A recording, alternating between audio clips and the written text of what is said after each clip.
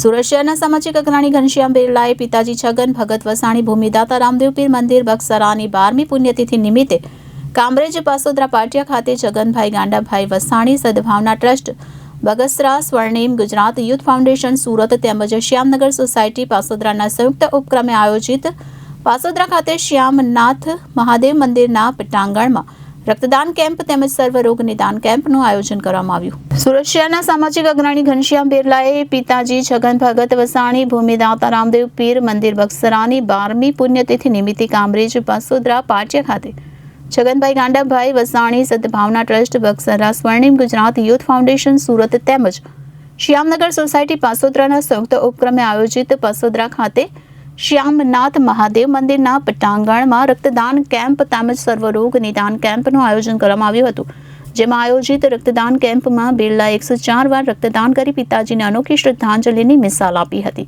રક્તદાન કેમ્પમાં મોટી સંખ્યામાં રક્તદાતાઓ જોડાયા હતા તેમજ સાથે આયોજિત મેડિકલ કેમ્પ તેમજ ચક્ષુ નિદાન કેમ્પ આ વિસ્તારના સેંકડો લોકોએ લાભ લીધો હતો। આજના કાર્યક્રમમાં અગ્રણી બિલ્ડર સુનિલભાઈ બલર, ભરતભાઈ જસાણી, સામાજિક અગ્રણી હિંમત જયાણી, નાગજીભાઈ કોરાટ તેમજ સ્વર્ણિમ ગુજરાત ટીમના ઉપપ્રમુખ ડોક્ટર મધુકાંત ગોંડલિયા, મંત્રી હરીશ માંગરોલિયા, ટ્રસ્ટી બાબુ વેકરિયા, જીડી પટેલ જેવા અનેક અગ્રણીઓ જોડાયા હતા।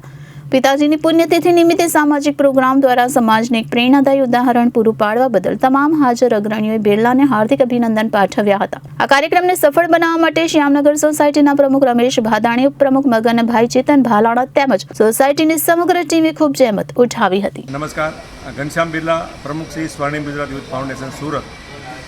મારા બાપુજી છગન ભગત વસાણી રામદેવ પીર મંદિર બગસરાના ભૂમિદાતાની આજ 12મી પુણ્યતિથિ હતી।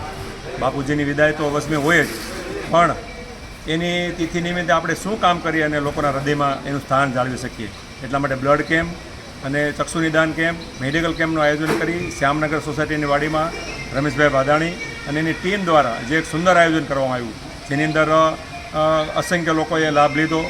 બ્લડ કેમ્પની અંદર અસંખ્ય લોકોએ બ્લડ આપી અને મારા પપ્પાની યાદગીરી જે માટે કામ કર્યું છે એ બદલ હું સોસાયટીના તમામ મેમ્બરોનો આભાર માનું છું અને આપના દ્વારા એક અપીલ કરું છું કે આપણા સ્વજનોની જે વિદાય તો દુઃખદ હોય જ છે, પણ એ વિદાયની અંદર આપણે એવા કયા કામ કરીએ જે લોકોના હૃદયમાં કાયમી માટે આજીવન યાદગાર રહે।